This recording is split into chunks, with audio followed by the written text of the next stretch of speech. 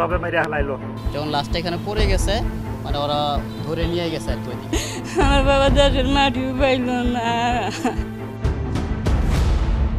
ওই আসামিদেরকে আশ্রয়দানের অভিযোগে তারাও দণ্ডপ্রাপ্ত হবে। পুলিশ যে গুলি করছিলেন তাকে আমরা অ্যারেস্ট করে বিজ্ঞ আদালতে সোপর্দ করেছি।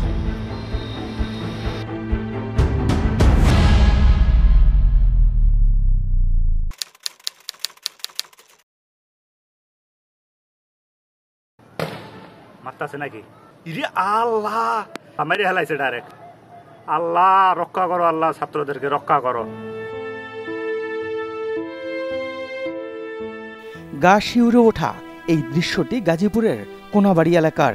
৫ আগস্ট ছাত্র জনতার আন্দোলনে পুলিশের গুলিতে এক তরুণ নিহত হয়। মোবাইলে ধারণ করা সেই ভিডিও মুহূর্তেই ছড়িয়ে পড়ে নেট দুনিয়ায়। আল্লাহ, দেখেন কিভাবে মেরে হেলাইলো। সদ্য কৈশোর পার করা যে তরুণকে সেদিন ঠান্ডা মাথায় খুন করেছিল পুলিশ, তার নাম হৃদয়। বাড়ি টাঙ্গাইলের গোপালপুর উপজেলার আলমনগর ইউনিয়নে। খুনের পর হৃদয়কে যখন টেনে হিচড়ে সরানো হচ্ছিল, সেই দৃশ্য মোবাইলে ধারণ করা হয় আশপাশের কয়েকটি ভবন থেকে।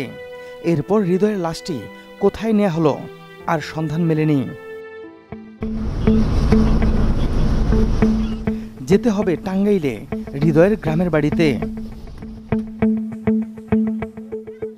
হৃদয়ের বাবা মোহাম্মদ লাল মিয়া ভ্যান চালিয়ে সংসার চালাতে হিমশিম খান। একমাত্র ছেলে হৃদয়কে স্কুলের গণ্ডি পেরিয়ে এইচএসসি পাশ করিয়েছিলেন। যাবার কাজ হেনেই যায়, কিন্তু কোনো লাশের কোনো খবর নাই। ঢাকা হুদ্দা চন্দ্র হালা দিছা, কিন্তু খবর নাই। এখন কোন নিয়ে ফালাইলো এখন আল্লাহ জানে। অভাব যেখানে নিত্যসঙ্গী, মরার উপর খাড়া ঘাড় মতো সেখানে ছেলেকে হত্যার খবর, তার উপর লাশ গুম। পুরো পরিবারটি এখন অথৈ সাগরে। আমি লাশটা দেখলাম নি, আতে চাই না মাঠে দিলাম নি, আমি তো তাও পাইলাম না। আমার লাশটা বাইর করে দিন।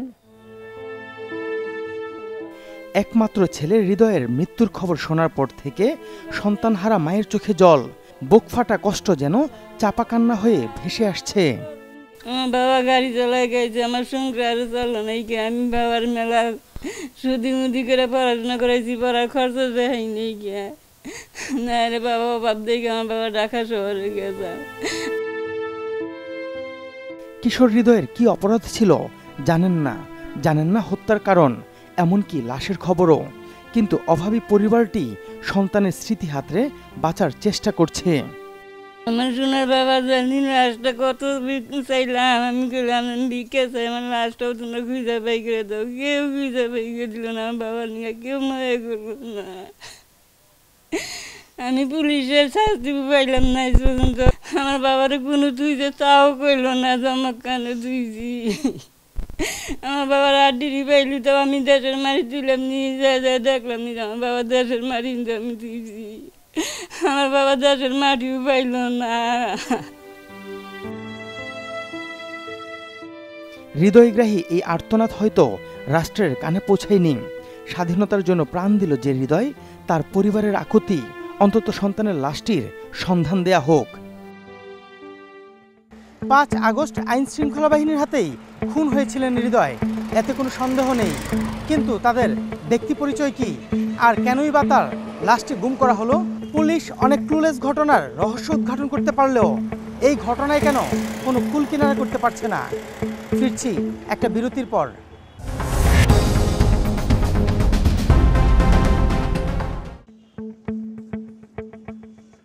গাজীপুরের কোনাবাড়ি থানা এলাকা মেট্রোপলিটন পুলিশের আওতাধীন ঠিক এই জায়গায় ৫ আগস্ট পুলিশের গুলিতে নিহত হন হৃদয়। সেদিনের ঘটনার প্রত্যক্ষদর্শীর সন্ধানে টিম সার্চলাইট। এইখানে মরছিল, মারার পরে পিছনের দিকে নিয়ে চলে গেছিল। যে একটা লাশ ওই প্রথমে মারার বাস দিয়ে বাড়ি দিয়ে যাচ্ছিল, ওই বাসটা পরে বাড়ি না দিয়ে পরে গুলি করছে আর একটা পুলিশ দূর থেকে এসে। হৃদয়কে যে লাঠি দিয়ে পিটানোর চেষ্টা করেছিল পুলিশ, প্রত্যক্ষদর্শী এই দোকানি সেটিও রেখে দিয়েছেন। নির্মম সেই হত্যাকাণ্ডের একাধিক ভিডিও এখন স্থানীয়দের হাতে হাতে।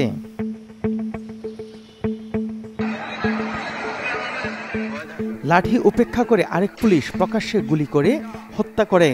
এরপর সেটি থানার দিকে নিয়ে যাওয়া। সব দৃশ্যই ধরা পড়েছে প্রযুক্তির কল্যাণে।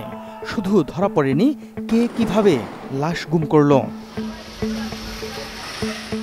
তবে উত্তর দিয়েছেন স্থানীয়রা। তাদের সন্দেহের তালিকায় প্রথমেই নাম আসে পুলিশের। কেননা একটি লাশ গুম করতে হলে সাধারণ মানুষকে 10 বার ভাবতে হবে। জায়গায় যে লাশটা দেখা গেল পুলিশের সামনে মারলো, হ্যাঁ পুলিশ মারলো, মারার পর এই লাশ কি মানে কে নিতে পারে? এদের নিচে গুম করলে বা কেউ করলে কি সাধারণ মানুষের দ্বারা সম্ভব? যারা মারছে তাকে দলি করে পাইবেন। তো এটা কি মানে পুলিশ ছাড়া অন্য কারো কি নেওয়ার সুযোগ আছে? না না, অন্য কারো নেওয়ার সুযোগ নাই। ওরাই মারছে, ধরে নিয়ে এসে মারছে, ওরাই গুম করছে। এই জায়গা থেকে করছে, করার পরে যখন লাস্টটা এখানে পড়ে গেছে, মানে 4 জন টাইনা ওইদিকে নিয়ে গেছে। যে স্পট থেকে সেদিন ভিডিওটি করা হয় সেই দৃশ্যের সাথে মিলিয়ে দেখুন কত সহজেই মিলে যাচ্ছে। শুধু মেলানো যাচ্ছে না লাশের শেষ পরিণতি।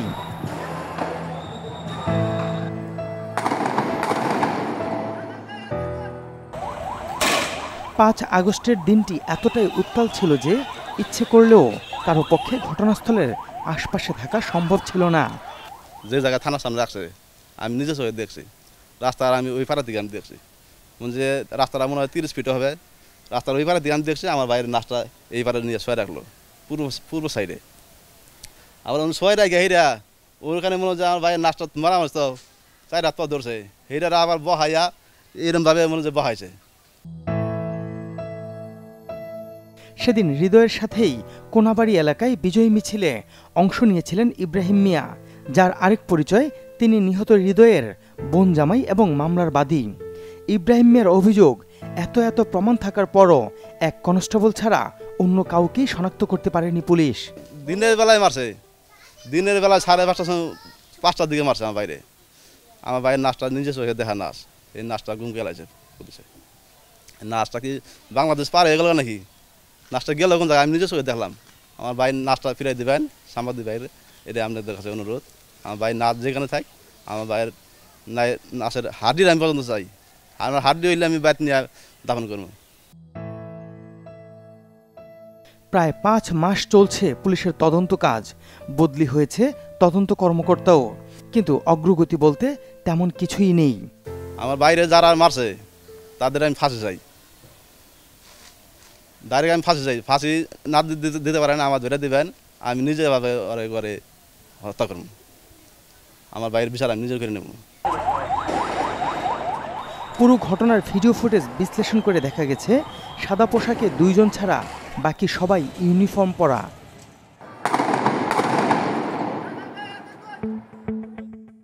অনুসন্ধান বলছে পোশাকধারী ওই সদস্যরা গাজীপুর 2 ইন্ডাস্ট্রিয়াল পুলিশের। তারা 20 জন সেখানে অবস্থান করছিলেন। এর বাইরে ছিল গোয়েন্দা বিভাগ আর মেট্রোপলিটন পুলিশের সদস্যরাও।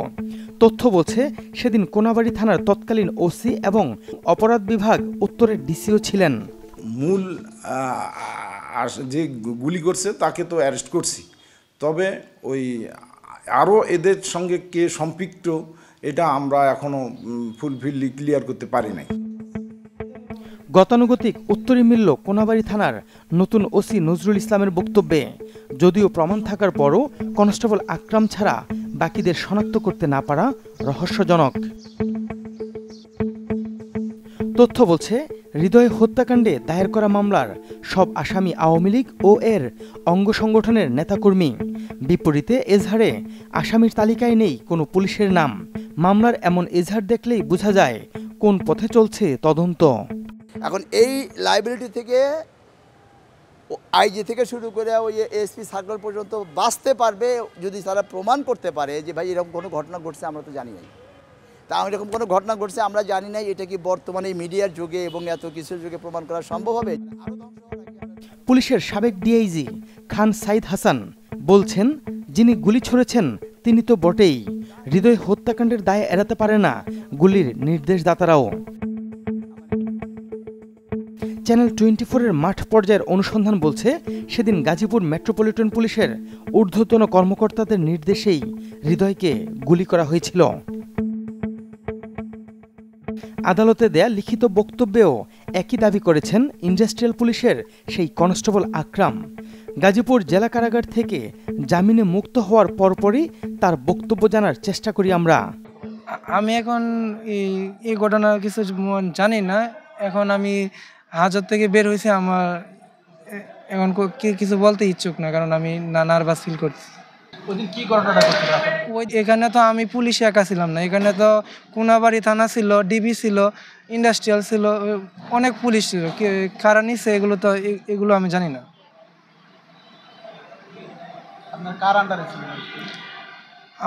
আমাকে তো ওই যে মানে আমাদের ইন্ডাস্ট্রিয়াল পুলিশ লাইন থেকে কোনাবাড়ি থানায় ডিউটি দিয়েছিল। কনস্টেবল আকরামের মতো অন্য আসামিও জামিনে মুক্ত। প্রশ্ন হলো, হৃদয় হত্যাকাণ্ডে যে কায়দায় মামলা সাজালো পুলিশ, তাতে আদৌ বিচার মিলবে কিনা? সন্দিহান তার পরিবার। ফিরছি আরেকটা বিরতির পর।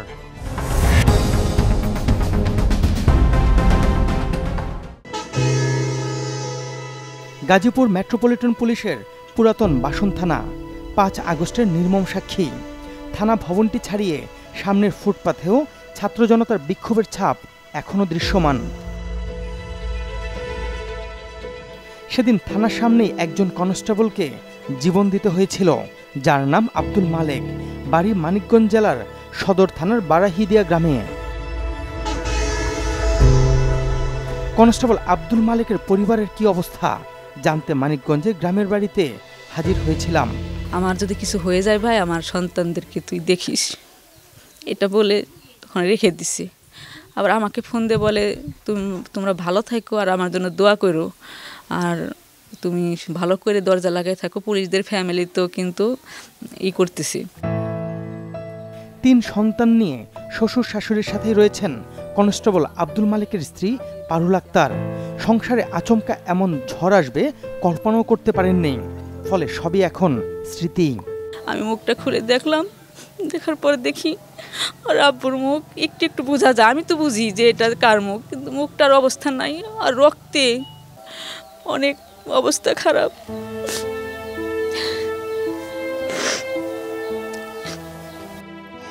পারুল আক্তারের সাথে শেষ যখন কথা হয়, তখন স্বামী আব্দুল মালেক বলেছিলেন তার জীবনের চেয়ে রাষ্ট্রের দায়িত্ব গুরুত্বপূর্ণ।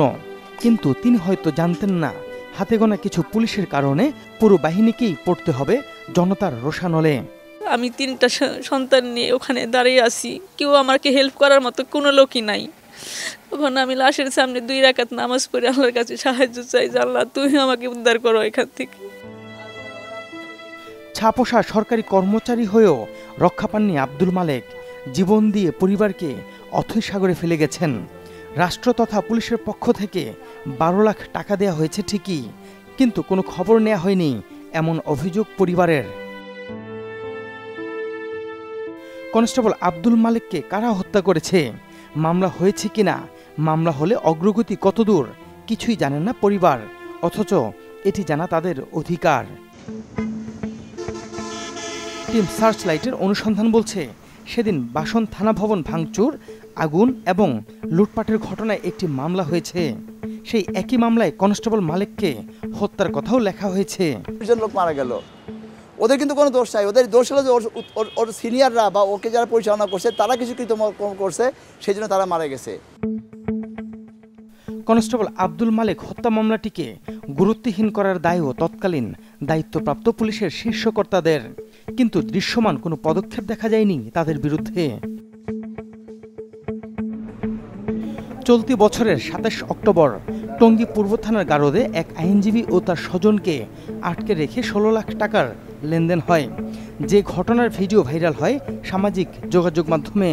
আমার মতো একজন আইনজীবীকে যেহেতু জেলের মধ্যে ঢুকাই রাখছে, সুতরাং আমাকে অনেক কিছুই করতে পারবে। তখন আমার ভিতরে একটা ভয় ঢুকে যায়। তখন পরবর্তীতে আমার বোন, আমার আত্মীয় স্বজন যারা ছিল, তারা সেখানে একটা রফাদফা করে বলা চলে যে একটা মাছের বাজারের মতন।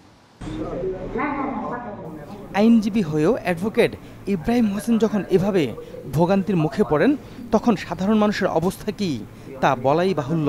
আমি থানায় অভিযোগ করেছিলাম, কিন্তু অভিযোগ তো আমার নিচ্ছে না, এজাহার হিসাবে গণ্য করতেছে না। বাধ্য হয়ে পরবর্তীতে আজকে আমি পুলিশ কমিশনার মহোদয় বরাবর আমি আজকে একটা আবেদন করে এসেছি। টঙ্গী পূর্ব থানার গারদকাণ্ডেও ছলচাতুরির আশ্রয় নেয় পুলিশ। তারা আইনজীবী ইব্রাহিম হোসেনের অর্থ উদ্ধার কিংবা জড়িতদের বিরুদ্ধে ব্যবস্থা না নিয়ে ভিন্ন এক ঘটনায় মামলা তৈরি করেছে। তারপর ব্যবস্থা গ্রহণ করা হয় এবং যারা এখানে সেন্ট্রি ছিল তাদের নিশ্চয়ই গাফিলতি ছিল, সে বিষয়টা বুঝেই তাদেরকে, এবং তিনি ওই মামলার একটা মামলা হয়েছে, মামলা আয় ছিল, তাদেরকে অলরেডি তাদের বিরুদ্ধে এবং তাদের বিরুদ্ধে মানে বিভাগীয় যে প্রসিডিং সেটা মোটামুটি নেওয়ার ব্যবস্থা গ্রহণ করা হয়েছে। তারা অলরেডি এখান থেকে বদলি হয়ে গেছে, এই ব্যবস্থা করতে আছে আর কি, আমি যতটুকু জানি। আর থানার ভারপ্রাপ্ত কর্মকর্তা যিনি ছিলেন তার বিরুদ্ধে কি ব্যবস্থা নেওয়া হয়েছে? থানার ভারপ্রাপ্ত কর্মকর্তার প্রাথমিক ইনকোয়ারিতে আমাদের ধারণা তার কোনো সংশ্লিষ্ট ছিল না, তারপরেও তাকে আমি রিসেন্টলি তাকে ওইখান থেকে মানে প্রত্যাহার করে নেওয়া হয়েছে। এখানেও বলির পাঠা বানানো হয় একজন কনস্টেবলকে, আর বাকিদের বদলি কিংবা প্রত্যাহার করে ঘটনা ধামাচাপা দেওয়ার চেষ্টা চলছে। গাজীপুর মেট্রোপলিটন পুলিশের এই অবস্থান যাদের ঘিরে কদিন আগেও সাধারণ মানুষের কাছে তারা ছিলেন মূর্তিমান আতঙ্ক। সেই তালিকায় রয়েছেন মেট্রোপলিটনের তৎকালীন ডিসি উত্তর, তৎকালীন ডিসি দক্ষিণ, ডিসি হেডকোয়ার্টার, এছাড়া বেশ কয়েকজন এডিসি এবং এসি সহ থানার এসআইদের একটি অংশ। তবে তৎকালীন পুলিশ কমিশনার মাহবুব আলমকে বাধ্যতামূলক অবসরে পাঠানো হয়েছে। যারা দায়িত্ব পালন করতে গিয়ে নিছকই দায়িত্ব পালন করেছে, সেখানে আমরা তাদেরকে হয়রানি করব না, সেটি নিশ্চয়তা আমরা দিতে চাই। তবে এক্সেসিভ পাওয়ার যদি কেউ ইউজ করে থাকে, কেউ যদি সত্যিকারের নিজ উদ্যোগে জনগণের উপর, ছাত্র জনতার উপর অত্যাচার করে থাকে, তাকে ছাড় দেওয়া হবে না ইনশাল্লাহ। নানা অপকর্মের ফিরিস্তি মাথায় নিয়ে এসব পুলিশ যখন দায়িত্ব পালন করে তখন নির্যাতিতরা ক্ষুব্ধ হবেন, এটাই স্বাভাবিক। তথ্য বলছে ছাত্র জনতার আন্দোলন ঘিরে গাজীপুরে নিহতের সংখ্যা প্রায় অর্ধশত। আইন শৃঙ্খলা বাহিনীর হাতে গোনা কয়েকজন সদস্যের আগ্রাসী ভূমিকায় ঘটেছে এত প্রাণহানি, কিন্তু তারপর মামলা করতে পারছেন না ভুক্তভোগীরা, কারণ যাদের বিরুদ্ধে অভিযোগ সেই পুলিশের বড় অংশই রয়ে গেছে পুরনো কর্মস্থলে। দর্শক, সুনির্দিষ্ট কোনো তথ্য, পরামর্শ কিংবা অভিযোগ থাকলে যোগাযোগ করতে পারেন স্ক্রিনে দেখানো নাম্বারে, জানাতে পারেন সামাজিক যোগাযোগ মাধ্যমেও। আপনার দেয়া তথ্যে সমাজের রন্ধ্রে রন্ধ্রে ঘাপটি মেরে থাকা জমাট অন্ধকারে আলো ফেলবে টিম সার্চলাইট। অনুসন্ধানের আলো হাতে দেখা হবে অন্ধকার পথে।